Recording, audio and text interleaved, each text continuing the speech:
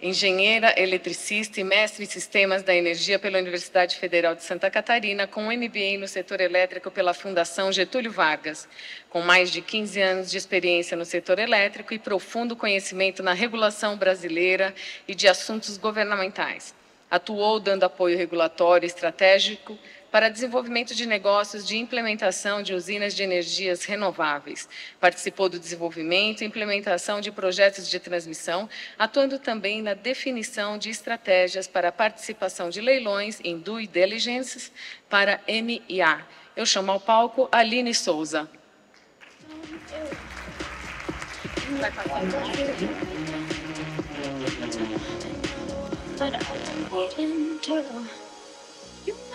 Some kind of way I got you.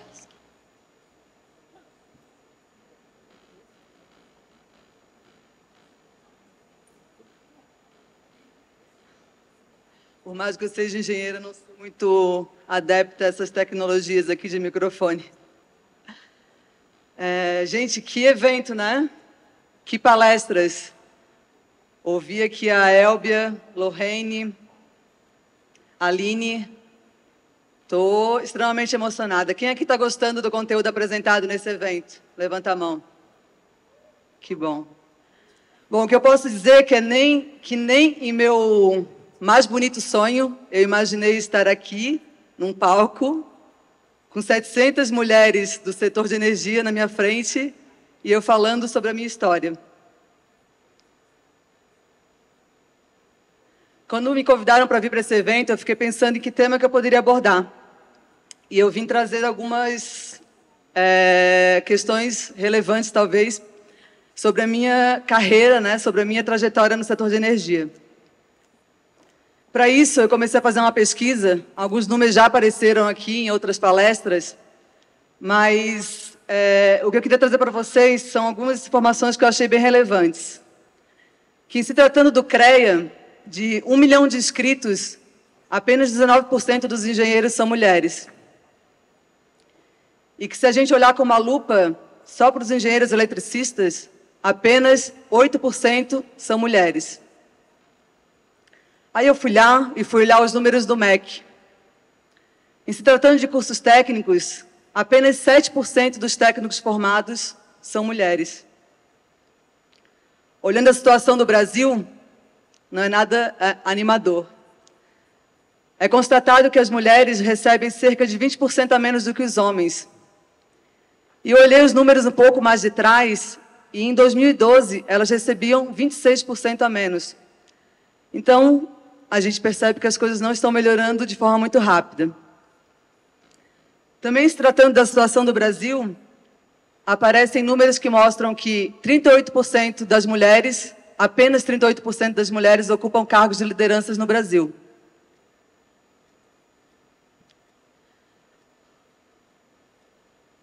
Bom, eu sou de uma época, e acho que muitas aqui também são, em que eu precisei me fazer de desentendida diante de algumas situações um pouco constrangedoras.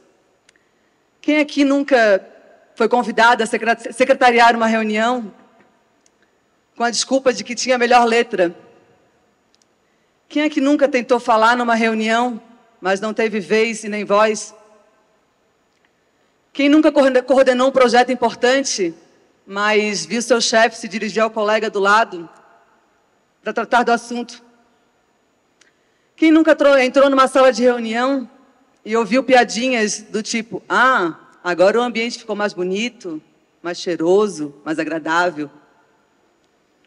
Ou ouvir coisas do tipo, ao chegar numa rodinha: ah, pode continuar falando, ela é engenheira, está acostumada. Hoje as coisas estão mudando e as mulheres não toleram mais esse tipo de situação. E graças a Deus, alguns homens também estão do nosso lado. Muito prazer, eu sou a Aline, tenho 41 anos, sou natural de Florianópolis, mas morei grande parte da minha vida em Biguaçu, uma cidadezinha bem pequena que fica ali do lado. Tem até uma colega lá da minha cidade, por mais raro que possa parecer, a Alessandra. A Alessandra está aqui? Levanta, não? Não estou vendo, acho que não. Bom, a Alessandra é comadre e amiga da minha irmã. Fazem 51 dias apenas que eu assumi o cargo de gerente institucional e regulatórios na Evolts. E ser gerente definitivamente não era uma coisa que estava nos meus planos. Diferente de muitas pessoas que passaram por aqui nesse palco também, que falaram que foram criadas para o sucesso, meu pai e minha mãe não me deram essa bagagem. Eles estudaram só até a 4ª série. Meu pai era vigilante, minha mãe era do lar, e eu não tive exemplos de sucesso na família. Eu estudei minha vida toda em colégio público. Aos 13 anos de idade, seguindo os passos da minha irmã, que era muito mais dedicada e estudiosa do que eu fui estudar na escola técnica. E lá, aos 14 anos, eu precisei decidir minha vida. Vocês acham que uma aborrecente de 14 anos sabe o que é da vida? Eu não sabia. Como eu não sabia o que eu queria fazer, eu segui os passos da minha irmã e entrei para o curso de eletrotécnica. E lá nesse curso, foi a primeira vez que eu tive contato com o tal do Clube do Bolinha. De 40 alunos da turma, apenas 6% eram mulheres. 15%, desculpa, 6 meninas. 15%, que até um número alto, né, em se tratando das pesquisas que eu apresentei no começo. Quantas dessas 6 meninas vocês acham que seguiram na carreira técnica? Apenas eu.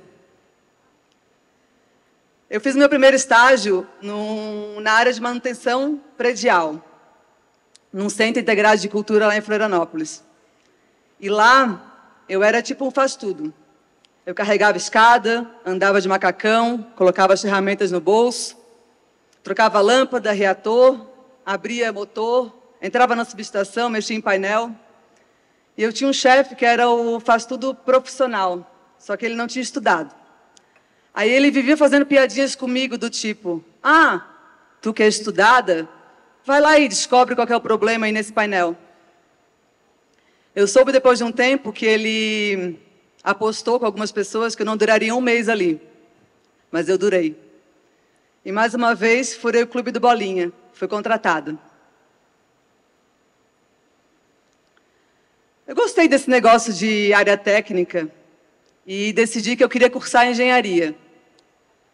Mas para isso eu precisava passar no vestibular de uma escola pública, de uma universidade. Eu tinha 2 opções, a Universidade Federal de Santa Catarina, que ficava em Florianópolis, e a Universidade Estadual de Santa Catarina, que ficava em Joinville, a 200 quilômetros da minha cidade. O vestibular da Universidade Estadual era vocacionado, então me favorecia, já que eu tinha vindo da área técnica. Mas os meus pais não queriam que eu fosse para lá, porque teriam que me bancar na cidade. Mesmo assim, eu prestei o vestibular para as 2 universidades. E onde vocês acham que eu passei? Não, na estadual. Então, eu tive que conversar com os meus pais, eles concordaram em se apertar um pouco, e eu fui estudar em Joinville. Quando eu fui para Joinville, foi a primeira vez que eu vi meu pai chorar. Lá na frente, no portão, vendo a caçulinha dele partir. Eu fiquei 1 ano e meio em Joinville e consegui transferir a minha universidade para a UFSC, o que tornou tudo mais fácil. Chegando na UFSC, não diferente da escola técnica, eu tive contato com mais um Clube do Bolinha, porque lá eram 50 alunos e apenas 3, às vezes 4 mulheres. Na época da graduação, eu comecei a jogar rugby. Não sei se vocês sabem o que é o rugby. É um esporte que não é muito conhecido, mas é um esporte de maioria bem masculina.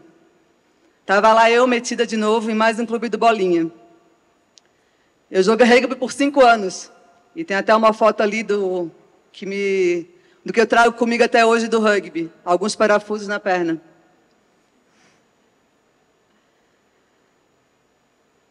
A universidade estava terminando e eu precisava decidir o que ia fazer.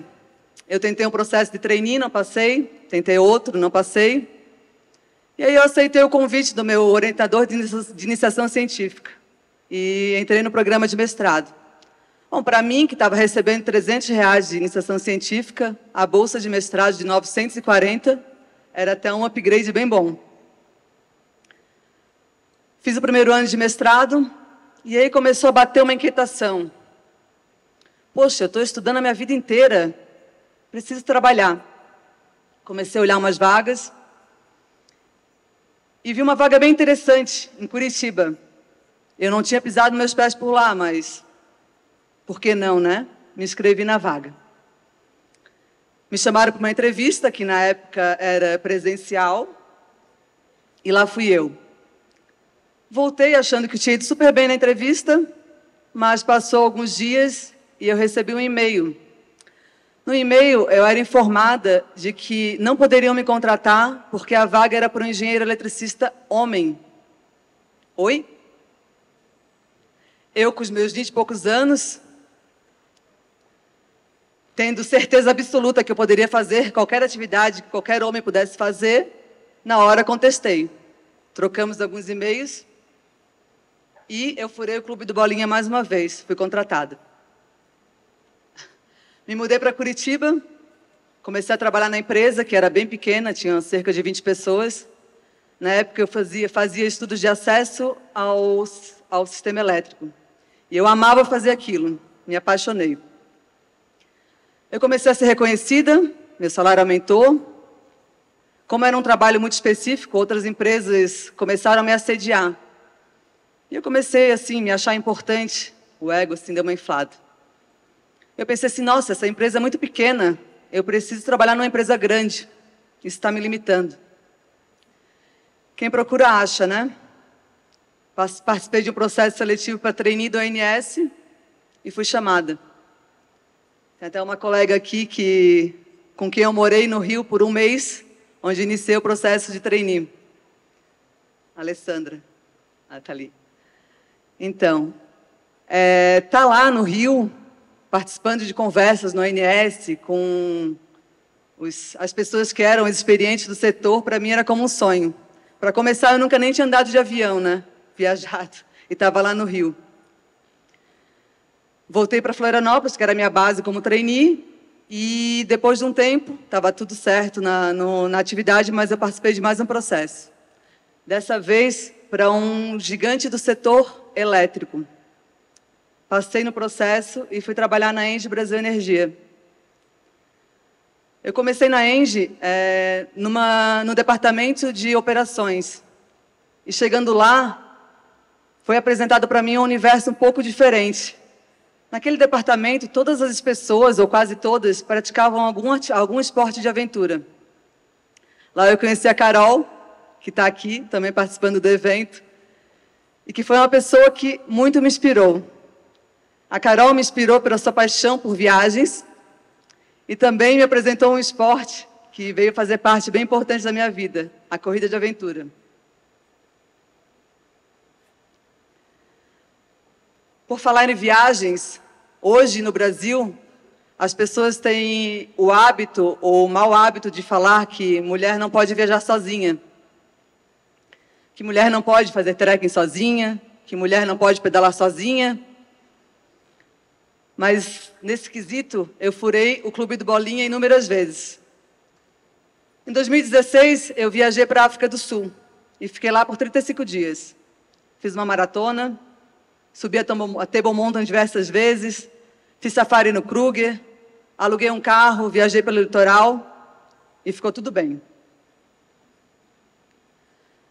Em 2018, eu fui para a Espanha, sozinha também. E lá eu percorri o país de leste a oeste, literalmente. Eu comecei o caminho de Santiago em Saint-Jean-Pied-de-Port, na França, e caminhei até Santiago. Chegando em Santiago, ainda me sobravam uns dias, eu pensei, vou caminhar mais um pouco. Eu fui até Finisterre, no litoral. Foram 33 dias caminhando, cerca de 1.000 quilômetros. Fui para Torres del Paine, e lá, de forma autônoma, carregando a minha vida nas costas, com um mochilão, eu percorri o circuito O do Torres del Paine. Também em 2019 eu voltei para o Chile mais uma vez, e agora com a minha casa na bicicleta, eu percorri mais de 1.000 quilômetros pedalando pela carretera austral. No ano passado, eu fui para a França e percorri o Tour do Mont Blanc. Foram 190 quilômetros caminhando, num trajeto que acumula quase 10.000 metros de altimetria. As pessoas me perguntam, você não tem medo de viajar sozinha? Tenho muito medo. Mas muito maior do que o meu medo é a minha paixão por viajar, a minha paixão por conhecer lugares diferentes, lugares de visual incrível. E essa paixão me faz estudar com muito detalhe tudo o que eu quero fazer, planejar e ter coragem de ir. Não bastava ficar viajando por aí sozinha, eu entrei para a corrida de aventura. Alguém que sabe o que é corrida de aventura? Carol. A corrida de aventura é um esporte que se pratica em equipe. São 4 pessoas, sendo que pelo menos uma das pessoas tem que ser do sexo oposto. Na corrida de aventura, você ganha um mapa no início da prova e você tem que percorrer diversos pontos do mapa, seja pedalando, correndo, remando, fazendo atividade com corda, no menor tempo possível. É uma prova de resistência, é uma prova de endurance. Então, vocês devem imaginar, é mais um clube do bolinha. As equipes são formadas sempre por 3 homens e uma mulher. Eu corri o circuito catarinense em 2014, segui correndo o circuito catarinense, paranaense, rio-grandense, paulista. A corrida de aventura tomou uma proporção bem grande na minha vida. Em 2017, eu fui convidada para correr uma etapa do Mundial de Corrida de Aventura. Tem um circuito mundial, que inclusive nesse momento está acontecendo em Florianópolis. E eu aceitei. Fui para a China, junto com umas 3 atletas, ou loucos, e lá a gente percorreu, a gente foi para a China, mas não numa região conhecida da China, a gente não foi para Pequim, a gente foi para Urumqi, que fica entre o Cazaquistão e a Mongólia. A prova de corrida de aventura de uma etapa de mundial é uma prova um pouquinho maior das provas que eu vinha fazendo. São provas de 500, 600 quilômetros. E junto com os 3 colegas, aconteceu de tudo nessa prova. A gente largou, fazendo raft, e nosso bote virou numa corredeira de gelo. Eu fiquei trancada embaixo do bote e tinha certeza que eu ia morrer, ou de frio ou afogada, mas não morri. A gente fez trekking de 50 quilômetros que fizeram com que a gente caminhasse a noite inteira. A gente fez uma perna de bicicleta que durou 32 horas. Eu descobri que se pode dormir e se restabelecer em 15 minutos. Depois de 97 horas, a gente terminou a prova em 10º lugar. Um resultado até bem impressionante para uma equipe inexperiente, não tanto, porque tinha uma pessoa experiente, do Brasil. Lá tinham equipes de todo mundo. E a última vez que eu furei o clube do bolinha foi ao entrar na Evolts. Mas eu não furei o clube do bolinha porque eu entrei na Evolts. A Evolts, ela tem números bem expressivos em se tratando de diversidade. Tenho até, eu acho que pelo menos umas 5 colegas que estão aqui. E me impressionou positivamente, porque diversas vezes eu estive lá, numa sala de reunião, discutindo assuntos técnicos, com mais 4 ou 5 mulheres engenheiras, sem nenhum homem. A Evolts também tem me trazido um ambiente de muitos desafios. Já cheguei com diversas PVIs para resolver, né, Carol? E também tem me trazido oportunidades, como estar aqui num evento como esse. Em se tratando da Evolts, na verdade, eu furei o clube de bolinha diante dos números que eu apresentei no começo. Agora eu sou gerente, então eu faço parte dos 38% das mulheres que ocupam cargos de liderança. E para terminar, só para dizer que a engenharia e os esportes de aventura, eles fazem o meu coração bater muito forte. E que, por ser maiorias masculinas em ambos, tanto na engenharia como nos esportes de aventura, isso não me intimidou. Pelo contrário, isso me fez querer ir mais longe e me fez entregar a minha melhor versão. E a mensagem que eu queria deixar para vocês aqui é que eu acredito que as mulheres elas podem fazer as escolhas que elas quiserem. E que a gente aqui, a gente é a geração que mais chegou perto da diversidade, porque todas que vieram antes viram uma situação ainda pior. Eu vou continuar furando todos os clubes de bolinha que me aparecerem pela frente. E eu acredito que se cada uma aqui furar alguns clubes do bolinha, a gente vai mais rápido ocupar o lugar que a gente merece. Obrigada.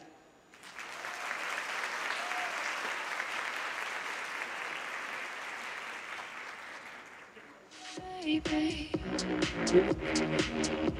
still I keep on dreaming of you. Save me when I fall into the darkness with you. Got a feeling I've been hiding. I wonder if they got a hold on you. Nós vamos fazer uma alteração na ordem das apresentações, porque nós temos algumas palestrantes que têm voo. Então, nós agora vamos ao bloco Aplicações de Hidrogênio Verde. Eu chamo ao palco a CEO da HL Soluções Ambientais e da startup E-Conexões, especialista em planejamento e gestão ambiental. É diretora de sustentabilidade do Sind Energia do Ceará, Laís Érida.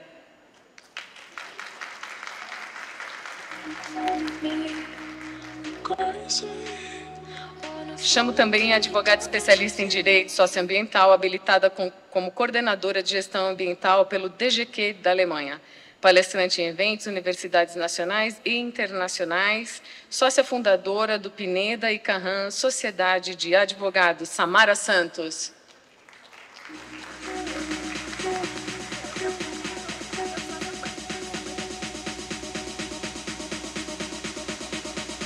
A Samantha Pineda acabou de subir ao palco. Ela é advogada, especialista em direito socioambiental. Painel, inicialmente, boa tarde.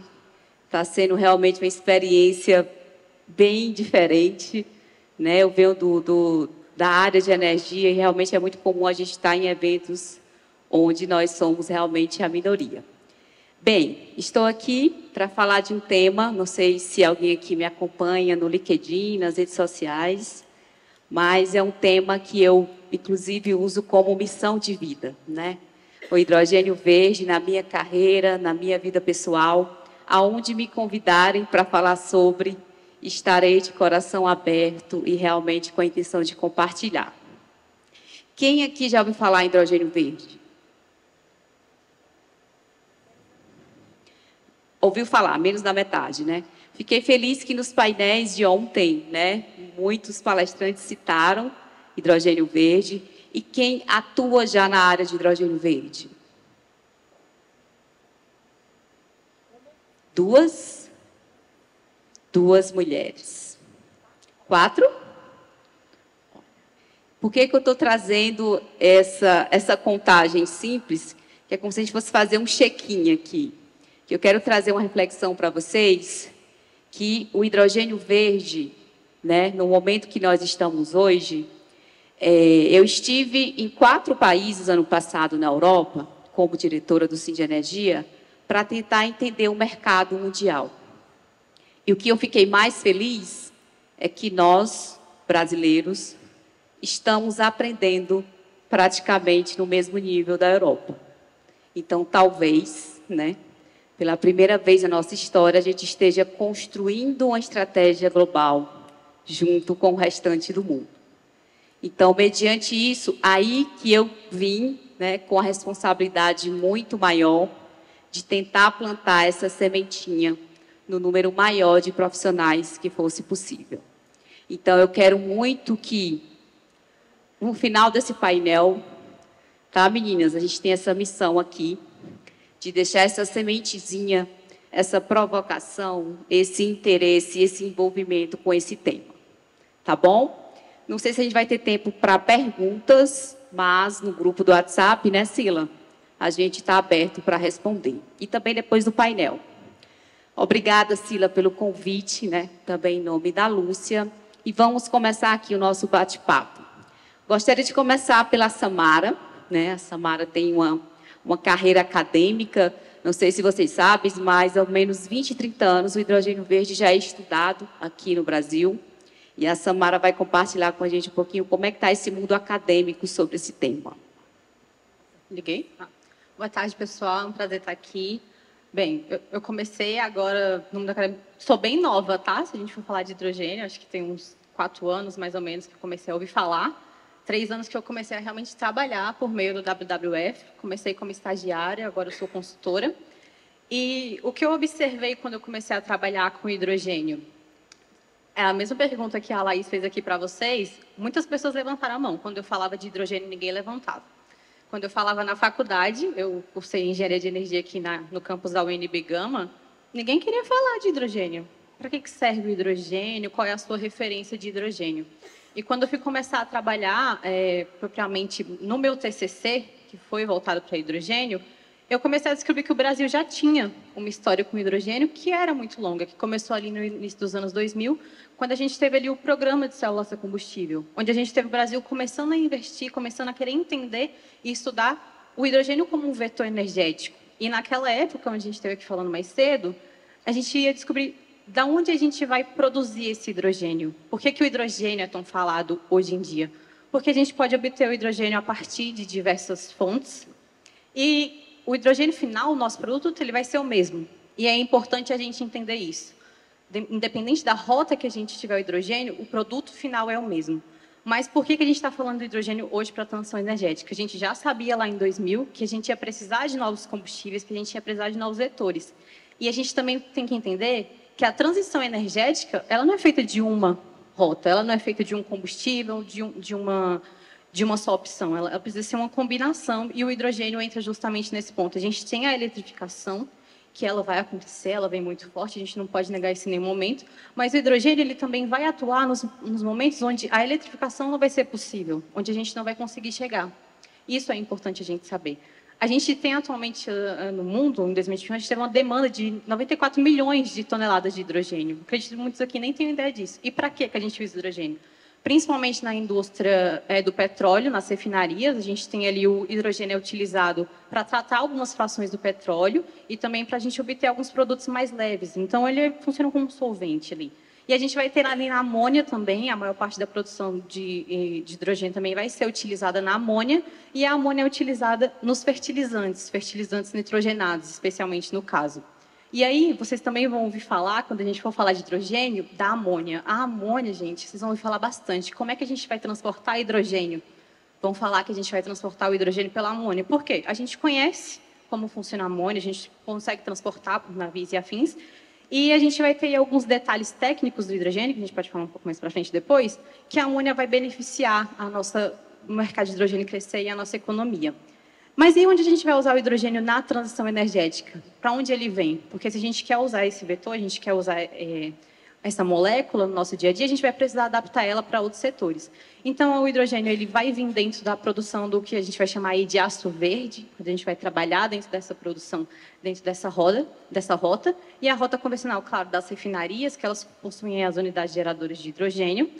Muito também para o metanol, que é utilizado para a produção de biodiesel. Então, a gente vai também usar esse hidrogênio dentro dessa nova rota. E aí a gente vai começar a escalar o hidrogênio em outros tipos de locais. Então, a gente vai começar a trazer o hidrogênio, como, por exemplo, o uso combustível do hidrogênio. E isso vai ser uma discussão muito grande que a gente pode ter aqui, mas talvez você já tenha ouvido falar em algum ponto, principalmente durante grandes eventos em países, sobre veículos a hidrogênio, veículos a célula combustível de hidrogênio. Principalmente em grandes eventos, a gente vai ter os ônibus a célula combustível, que são grandes atrações durante esses eventos. A gente teve no Brasil, durante a Olimpíada de 2016, os ônibus da época da COP da UFRJ. A gente também teve um projeto de ônibus a célula combustível, que aconteceu em São Paulo, no corredor Jabaquara, pela MTU. E todos esses projetos, eles tinham financiamento, eles tinham uma equipe de pesquisa por trás. E a gente precisa começar a recuperar esse tipo de investimento e entender o hidrogênio dessa perspectiva. Por quê? Porque o Brasil está se colocando como um player da produção de hidrogênio. E a gente precisa entender que a gente precisa não só produzir e exportar, mas também absorver o hidrogênio para dentro do nosso país e formar também grandes engenheiros que virão aqui falar do hidrogênio no futuro e compartilhar o conhecimento com outras pessoas também. Obrigada. Muito bom, obrigada pela objetividade, Samara. Mas vocês viram tanto de informação aí que ela compartilhou, né? Só uma dúvida também que eu esqueci de perguntar. Acho que a Renata, até no painel de ontem, existe um arco-íris de hidrogênio, né? Vocês já ouviram falar? Branco, cinza, azul, turquesa, verde. Deixando claro, gente, o hidrogênio é o mesmo, como a Samara falou. O que muda é a fonte de onde a gente vai pegar esse elemento, que é o mais abundante do planeta, né? Por exemplo, água, né? Que aí é onde vem o hidrogênio verde, e como ele é produzido. Então, o hidrogênio verde, para ser hidrogênio verde, o nome verde está associado a carbono neutro. Então, a gente vai falar, né, que é uma tendência da economia de baixo carbono até a economia verde, que é exatamente aço verde, cimento verde, mas onde tiver verde quer dizer que é neutro de emissão de gases do efeito estufa. Está claro? Então, para o hidrogênio verde, a gente pega a água, H2O, que está tendo uma tendência, né, lá no Ceará. Para quem não sabe, eu sou cearense. Lá no Ceará está sendo considerado os maiores polos de produção de hidrogênio verde do mundo. Depois, se tiver um tempinho, eu vou compartilhar com vocês um pouquinho essa história. Inclusive, atualmente, a HL, a gente está licenciando mais de 5 gigas de hidrogênio verde. Por isso, mulherada, não é um futuro distante. O hidrogênio verde já é uma realidade, tá? Então, as possíveis fontes de água: água do mar, que aí dessaliniza, ou água de reuso, que aí é onde a sustentabilidade fica literalmente consolidada, onde o efluente vai virar energia ou combustível limpo, enfim. Então, para ser hidrogênio verde, eu tenho que pegar a molécula de água, eletrólise, energia renovável, quebra hidrogênio para um lado, oxigênio para o outro, e tenho os dois elementos. Está claro, né? Não sei se alguém tinha alguma dúvida com relação a isso. Então, pegando esse hidrogênio, que é o mesmo, a gente pode aplicar em diversas rotas, mas eu sempre gosto de responder 2 coisas em tudo que eu me comprometo profissionalmente. Primeiro, o porquê, e depois o para quê. Então, para a gente entender um pouquinho essa visão mais global, eu gostaria de convidar a Samantha para trazer esse panorama mais internacional, por que o hidrogênio, por que a solução, como isso vem sendo desenhado lá fora. Vou colocar isso para os meus filhos sempre que eles me pedirem alguma coisa. Por quê e para quê? Gente, vai ser ótimo esse negócio. Laís, obrigada. Primeiro, meninas, feliz Dia das Mulheres, que orgulho. Eu trabalho com direito, que é muito masculino, eu trabalho com agronegócio e eu trabalho com construção legislativa dentro do Congresso Nacional, desde o Código Florestal, que também é super... E eu ouvi aqui a palestra anterior de furar o clube do Bolinha. Gente, vamos lá, né? Cada vez mais a gente está quebrando, furando o clube do Bolinha.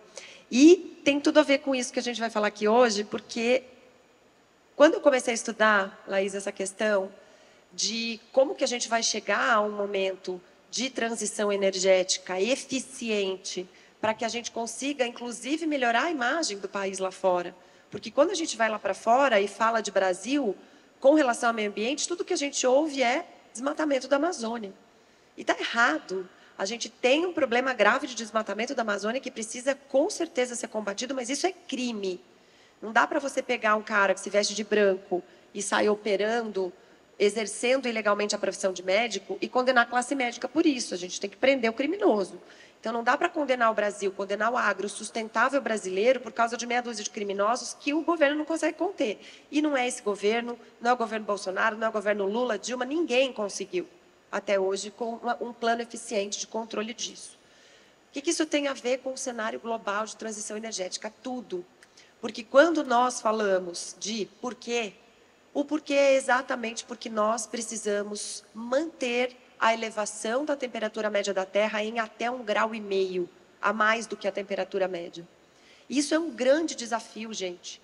Vocês vão ver, vai sair o relatório do IPCC, que é o painel intergovernamental da ONU, que trabalha com as mudanças climáticas. Eles vão dizer que nós aumentamos em 1% a nossa emissão no último ano. Isso é lamentável, porque nós estamos com uma emergência, uma urgência climática que exige uma redução drástica de emissões. E a gente aumentou em 1% essas emissões, e agora? O que vai acontecer com a gente daqui para frente? Então, o porquê do hidrogênio verde é porque a maior fonte de emissão de gases de efeito estufa é a produção de energia. Energia fóssil que nós usamos para energia elétrica, para transporte, para todos os usos energéticos que nós fazemos. 32, eu vou ser bem breve aqui. Os usos energéticos que nós fazemos no mundo todo, eles são principalmente de petróleo, de gás e de carvão, que são fontes fósseis e que são emissoras de gases de efeito estufa. Estamos aí no ranking dos países maiores emissores, lá em China, em primeiro lugar, Estados Unidos em segundo, e aí existe uma briga entre os dois, porque China está sendo o maior emissor e Estados Unidos está em segundo lugar. Mas se a gente pega a média histórica, os Estados Unidos, como eles fizeram para chegar até lá e ser a maior economia do mundo? Poluindo tudo. Eles emitiram, historicamente, a maior quantidade de gás de efeito estufa que causou essa aceleração, né, do aquecimento global. O aquecimento global é natural, mas ele está acelerado por causas humanas. E a gente só vai conseguir frear esta evolução do aumento da temperatura com a transição energética, parando de gerar energia vinda de petróleo, de gás e de carvão. Como que a gente vai fazer isso? Aqui no Brasil, a gente está nadando de braçada, porque a nossa fonte principal de energia é hidrelétrica. Depois nós temos biocombustível, a gente está assim dando banho quando a gente fala de etanol, de biodiesel, de biocombustível. Nós temos o primeiro mercado regulado do mundo que deu certo de descarbonização, que é uma lei que se chama RenovaBio. Todas as distribuidoras de combustíveis fósseis aqui do Brasil, elas têm uma meta de descarbonização, onde elas são obrigadas a comprar um título de descarbonização que se chama CBIO. Isso deu super certo no Brasil. Agora, a gente não consegue exportar fontes limpas de energia em quantidades suficientes. Eu não consigo exportar energia eólica, eu não consigo exportar energia solar, eu não consigo exportar em quantidades satisfatórias o etanol, mas eu consigo sim exportar célula de combustível. E aí o hidrogênio vira a menina dos olhos de todo esse processo, porque a gente consegue aqui produzir o hidrogênio verde, e ele é verde, não é marrom, não é preto, não é azul. Por quê? Porque tem duas formas, basicamente, gente, eu sou advogada, não entendo nada de química, mas do que a gente já estudou, tem basicamente duas formas de fazer hidrogênio, através do gás e através da água. E a água exige muita energia para quebrar essa divisão do H2 do O. Essa energia que você tem que empregar para fazer o hidrogênio verde, se for lá na China, ela vai ser com base de carvão. Se for lá nos Estados Unidos, ela vai ser com base de petróleo. Mas se for aqui, vai ser hidrelétrica, vai ser eólica, vai ser solar. Então, o nosso hidrogênio verde é o mais verde dos hidrogênios verdes. E esse é o porquê. E o para quê é para que a gente consiga conter isso. Agora, no contexto mundial, eu estive na COP27, na COP26, nas conferências do clima, e o que se fala é o seguinte: primeiro, tem que ter dinheiro para fazer essa transição energética. E nós tínhamos nesses acordos, vamos lá, rapidinho. A ideia inicial era realmente montar uma frente, frente parlamentar feminina das mulheres da energia, tá? Então, a intenção não importa partido, a gente quer todas as mulheres unidas numa causa única, que é uma causa de políticas públicas que são de nosso máximo interesse.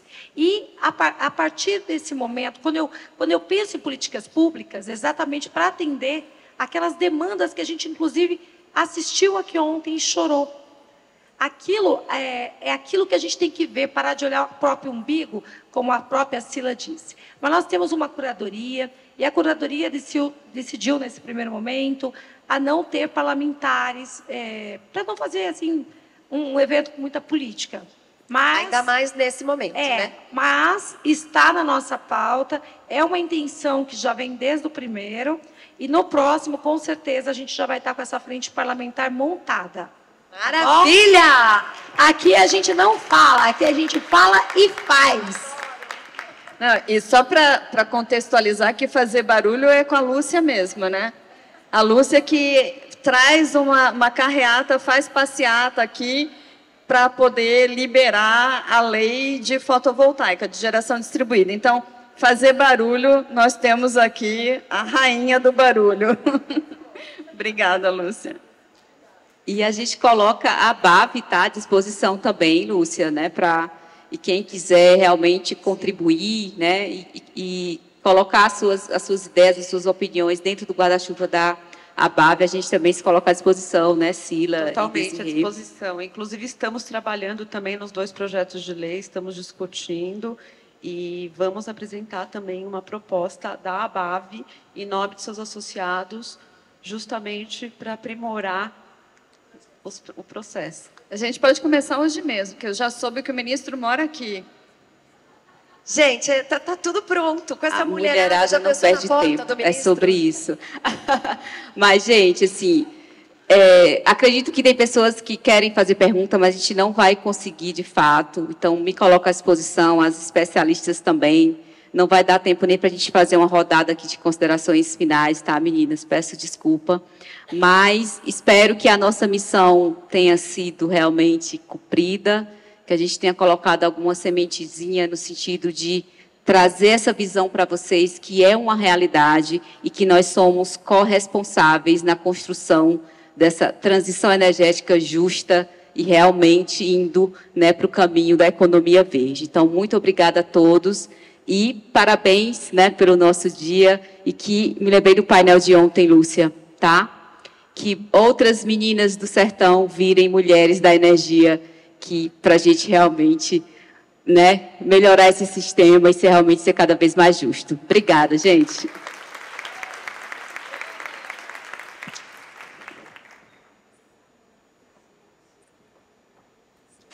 Baby, still I keep on dreaming of you. Oh, save me. Wanna fall into the darkness with you. Got a feeling I've been hiding. I wonder if they got a hold on you. In the dark I feel you breathing. That I've been waiting to. You make me feel some kind of way. I got just can't look away. I won't stop every day. You and me, let's run away. Oh, come save me. I'm crazy, but still I keep on dreaming of you. Come save me. I'm crazy. Eu chamo a palco agora a Zilda Costa, que é diretora da Unicoba. Enquanto ela toma posse, vamos fazer Enquanto a Zilda, fica aqui. Enquanto a Zilda toma ali o assento dela, a gente quer fazer um sorteio aqui. Para as mulheres, só temos 5 presentes, então eu espero que não tenha mais que 5 fazendo aniversário hoje. Para as mulheres aniversariantes do mês de março, levanta a mão. Ai, meu Deus. Tem mais. 1, 2, 3, 4, 5, 6, 7. Gente, o Urias está por aí? Porque a gente vai dar 5 e o Urias vai ficar encarregado de mandar o restante por correio, tá bom? Pode vir aqui na frente as mulheres que são aniversariantes. E nós temos uma aniversariante hoje aqui, que é Penélope do Rio. Eu queria que vocês dessem uma salva de palmas para ela. Eu amaria cantar os parabéns para ela, mas não vai dar tempo, infelizmente. No coquetel a gente canta, viu, Penélope? Parabéns. Vamos lá.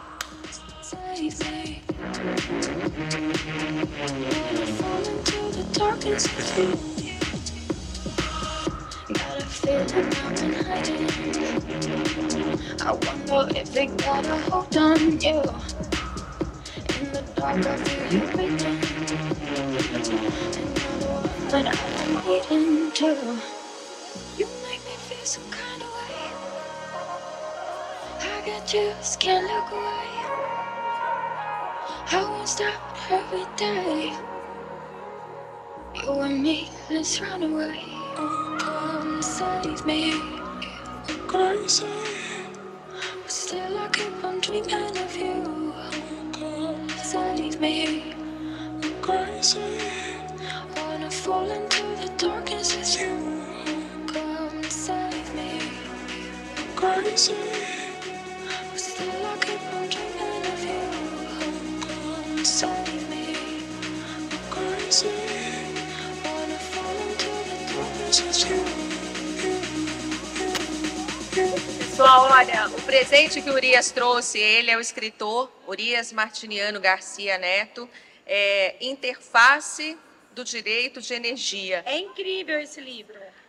O outro também dele, Urias Martiniano, é a legalidade da interferência do Poder Judiciário nas decisões de competência da ANEEL. Então, a Lúcia vai distribuir aqui. Vamos lá, gente, mas ele vai mandar depois para vocês. Vou pegar os dados.